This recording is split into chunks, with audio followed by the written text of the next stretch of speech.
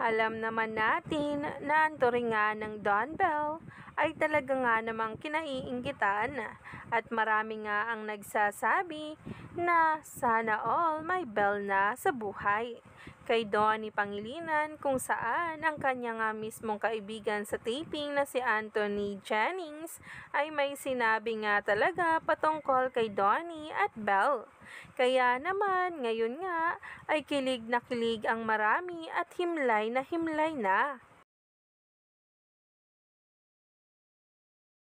Nang sabihin nga mismo ni Anthony Jennings na kung saan ay sana makahanap raw siya ng tulad ni Bell na talaga nga namang napaka-genuine ng pagmamahal kay Donnie. Umani nga agad ito ng samot-saring komento sa social media dahil alam naman natin ang turingan ngayon ng Don Bell.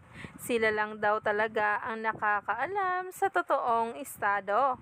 Kaya naman ang mga bula ay todo na nga post at komento sa nasabing ngang reaksyon ni Anthony Jennings sa Don Bell.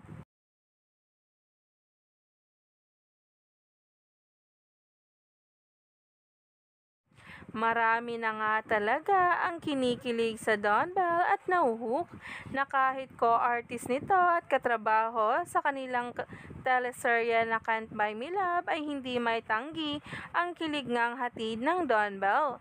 Kaya naman, stay tuned lang tayo for more updates tungkol mismo kay Donnie Pangilinan at Bell Mariano na ngayon ay nagte-trending na.